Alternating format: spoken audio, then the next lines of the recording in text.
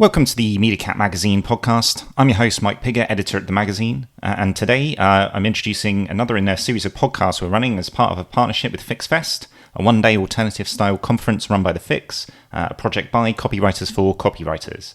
In this series, one of the co-founders of the Fix, Glenn Fisher, is interviewing speakers leading up to the event, talking to them about this year's conference theme, AI or Die. In this particular interview, Glenn speaks to his colleague, co-founder of the Fix, Nick O'Connor, about going premium in the age of AI. Enjoy.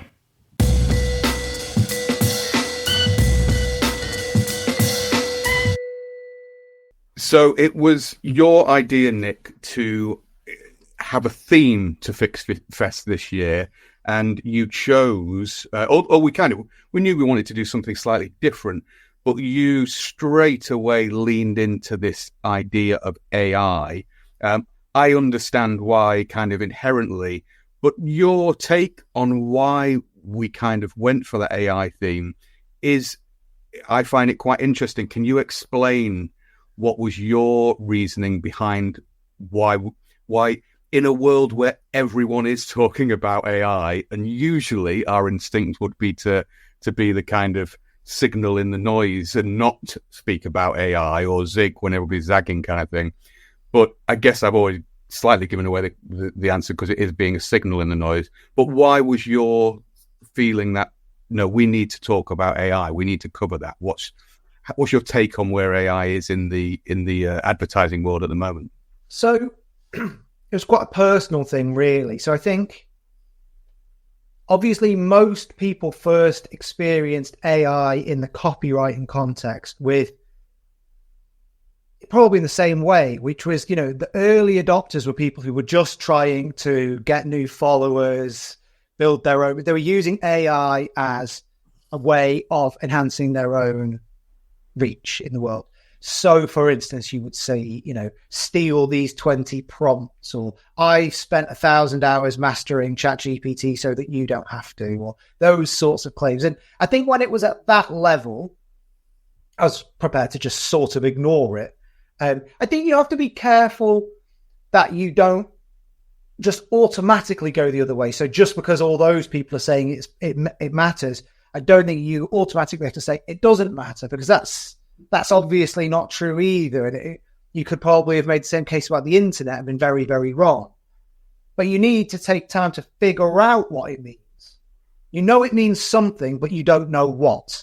The naivety can be there is a little bit of willful naivety around AI. I find a lot of people who are like, oh, I'll just ignore it. And I have to admit, I think I was probably in that headspace a little bit, because I'm being harsh on myself, because I think other people will be there as well. But I think I inherently knew that it will become a tool. But actually, if you kind of probably accept that it's going to be accepted as a tool in the industry, then it's worth knowing that tool, isn't it? It's worth knowing about it and how it works. Yeah, and so for me, the turning point came as really specific moments as we did our series. Remember, we hired a studio in London last year, podcasting studio, and we had a few really senior copywriters there. We were doing a little mini series about the Agora model. And we all went to the pub afterwards, and then we ran a Copywriters Unite that evening. Mm-hmm. And I had two conversations around that with very, very successful copywriters who started to talk to me about how they were using AI. And for me, that was the moment, because that was people I respected, people I know to be successful, people who I know are great writers, talking specifically about how they were using it. And coming up with some really interesting things that I have subsequently, repeated to other people. And they've said, well, that's really, okay, that's something I haven't heard it used like that before. And once you have that moment, you think, right, okay, so I knew there was something in this, and I knew it meant something. I wasn't quite sure what, but once I start seeing specific examples, I start to be able to sort of populate a landscape of different ways forward. That's not the greatest metaphor in the world, is it? But that was the moment. And then I thought, well, if you amplify that feeling I had, and you make a whole day to celebrate and interrogate that feeling of wow, that's an interesting way to use it. Well, I'd never thought of using it like that. Oh, you're doing it like that, are you? I thought, okay, well, what if we put a whole day on around that feeling? And then it was only a few weeks after that we were talking about FixFest, and I thought that would be a good experience and a valuable experience for copywriters and marketers and other writers. And so that's been the guiding principle. Doesn't mean to say there won't be the other elements of FixFest, which we know we are sort of part of the DNA of what we do. It's going to be a bit unusual. It's going to be a bit quirky. There's going to be elements that are a bit irreverent. It's certainly not, it's not an AI conference. I think this is interesting, I guess, if we just even zoom away, can you zoom away? Zoom out of Fix itself and AI in the copywriting, marketing, advertising industry, whatever you want to call it. I think when tech meets creativity, I've noticed that something tends to happen where you have very tech-based conferences, or not just conferences, but tech-based kind of circles where it's that's where it's tech-led and we talk about it in that respect. You have the creativity bit where it's oh no, we're creatives. We look over there to that tech thing, but we don't use it. But that middle ground of blending those, and I'm not talking about just in the sense of FixFest trying to do that or what have you. I'm talking about generally the industry itself, blending those and going, well, can't have a bit of both. One of my big bugbears with copywriters and copywriting generally is that it's so often isolated that it's just the words, and we don't look at the strategy, we don't look at the marketing, we don't look at the design, we don't look at all of these things. And often if you just do just the words, then you're going to be involved in the overall process of persuasion and selling things to people. You're going to be involved too late to make a difference. And I think that's where, in the industry generally, that's where you need to blend these moments and blend these skills. Do you agree? How do you see that? What's your take on understanding that? To an extent, what AI does is shines a light on the entire industry and your entire process. And it re-emphasizes things that have always been important. It doesn't necessarily fundamentally change them, but lots of people forget the basics. So, for instance, I'm obsessed, as you know, with this idea at the moment of hierarchies of value, where the most valuable work is, where the least valuable work is. And because I think copywriters get that all wrong, completely wrong. They often pitch their services at the lowest possible rung on the sort of ladder, the most disruptable and the lowest paid. And it's endemic. It's absolutely endemic. And also taken advantage of vice versa by clients, agency owners, creative directors who just can, if the copywriter's pitching themselves wrong, then the employer can take full advantage of that. Yes, I'm going to come back to clients in a second because that's becoming a factor. So I want to put a pin in that, come back to it. So that's been the value proposition, what you bring, what services you bring to your clients has always been there. But AI affects it and changes it and shines a light on it and re-emphasizes the importance of it, because I'm going to talk a little bit about this when I give my speech. AI, I've used this metaphor before. AI is like hemlock. It poisons. Hemlock works by poisoning you from your feet to your brain. It starts at your feet and rises to your body. That AI will do that to the industry. Whether it reaches the head or not, I don't know. But it will certainly, it will start at the feet. Therefore, you don't want to be the feet. You don't want to be at the bottom. You don't want to be in those roles that are most easily disruptible. So I saw a lot of people making those mistakes. I still see people basically using AI to do the jobs that are going to be disrupted by AI first.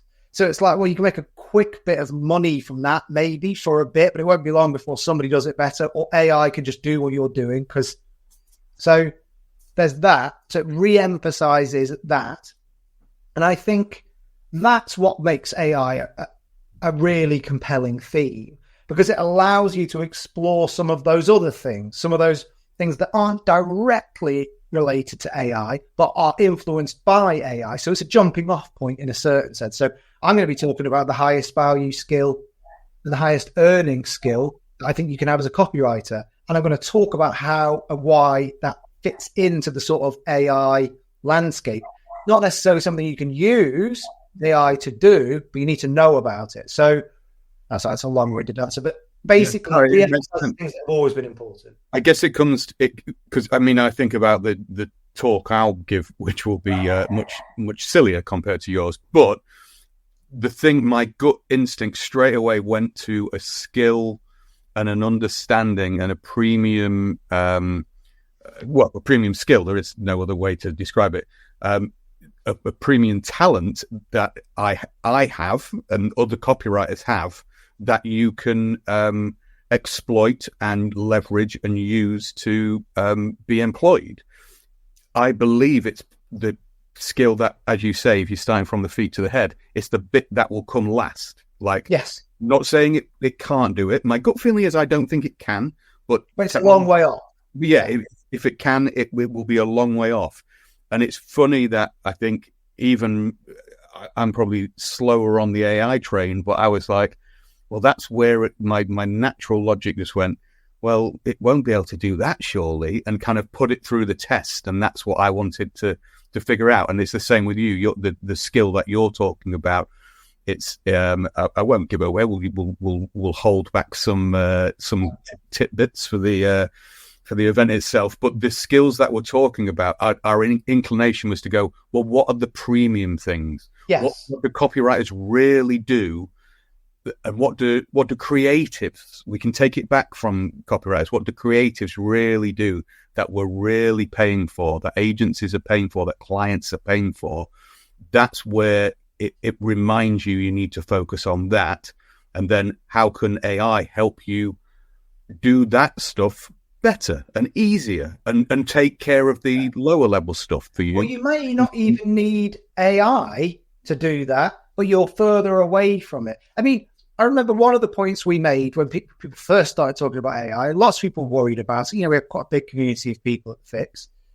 Came a thing quite quickly.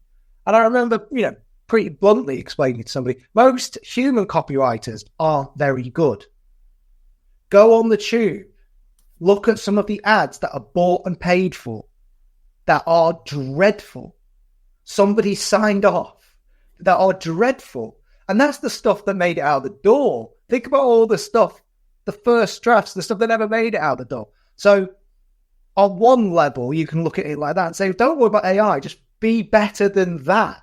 Be better than all the other humans. And then it's like the old joke, two people are in the on the Serengeti and there's a cheetah after them and one of them puts running shoes on and the other one says, you're never going to outrun a cheetah. And the guy with the running shoes says, I don't have to outrun the cheetah, I just have to outrun you, which is true. Yeah. So you can think about it like that if you want, but you definitely have to think about it. And I just want to come on to the client thing. I was just going to say, you mentioned about the client. Yeah, so I've noticed that in the last 3 months since we decided AI was going to be a sort of a theme that we were going to talk about, that now one of the challenges people are facing is that clients have an expectation that AI can do things, some of which it can do, some of which it can't do. So a few things that I'm hearing. People saying, clients are asking them, and how are you using AI? So there's an expectation that you're going to use it. Or even worse, you can do this job in 2 days using AI. Here's how. A client dictating to the copywriter how the job can be done. Now, my response to that is, if you know how to do the job in 2 days, you should do it. Show me. You do it then. Again, that's a high value, low value thing, right? Somebody says to you, I already know how you can do this job really quickly and easily using AI. Right. That's a problem then, isn't it? Because our relationship right from the beginning is completely in your favor, completely against me. And we don't even know if that's true. Maybe it can do the job quickly, maybe it can't. But no, that's going to become the next challenge. People are going to have to deal with problem clients, difficult clients that have an expectation that AI is now going to make copywriters obsolete. Now, you could argue that just don't work with those people, which would be my position in general. That's not always practical. So how do we deal with clients that have an unrealistic expectation or an incorrect expectation of how AI? That's going to be the next thing. I guarantee you that will be the next. Because actually, I'm just imagining like fire, putting like more gasoline on the fire or whatever the imagery is. But the actual clients have always come back, bad clients. And when I say bad clients, we're talking a lot of clients here, like will come to a copywriter and there is a definite understanding. I've argued it for a long time and I'm willing to be proved wrong. I won't be proved wrong. But because most people can write, everybody just assumes doing the writing is easy. Like, oh, you can just put some words together, put some stuff together for me, just write this bit up for me, write 50 words, fill the lorem ipsum up kind of thing. Yeah.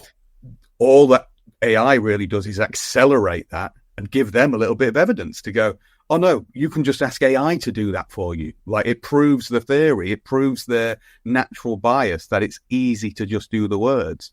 Well, that's because they are now being told or reading that AI can disrupt copywriting and can accelerate all these. Some of these things are true, some of these things aren't true, or that there's a nuanced answer between. But they're reading that, they're hearing that. I mean, we were on a call with a potential client last year who said, you can, what used to take 6 weeks, you can now do in a couple of weeks with AI. And I thought, that's not true. And I know that's not true because I'm better at doing this than you are.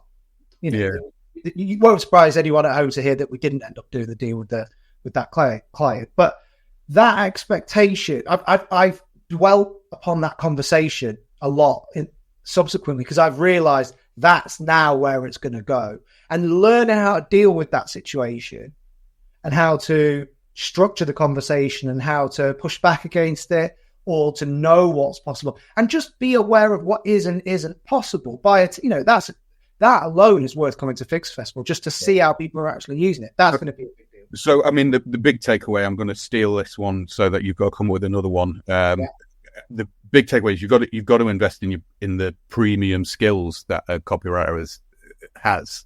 That's ultimately what the kind of the end game is here. But other than coming to FixFest, what would you say to anybody listening to this as the one thing they should go away and do in regards to educating themselves about AI? What would be your first tip for someone to go away and say, right, okay, it's here, this is happening, what should I do first? As in somebody who's never used it at all. I mean, by now most people will have had, I'm going to say, a fiddle around with ChatGPT. And if you haven't by now, well, there's only one or two answers. Either you're so successful that there is just never any prospect. Like how some people aren't on email. They're just completely okay, great. I would imagine that those people aren't watching. If you're in the other group, which is just you never got around to it, you don't. At this point, I'm starting to worry that maybe you're not as curious about the world as perhaps you probably claim to be if you're a copywriter. I'd at least go and have a look at what it can do. Ask of it, ask questions of it.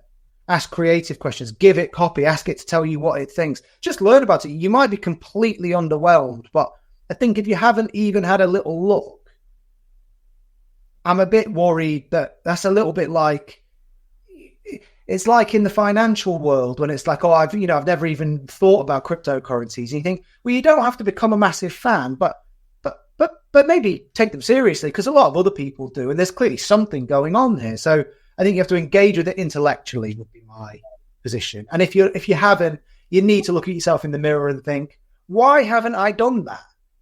Am I so sure? What if you've never looked at yourself in the mirror?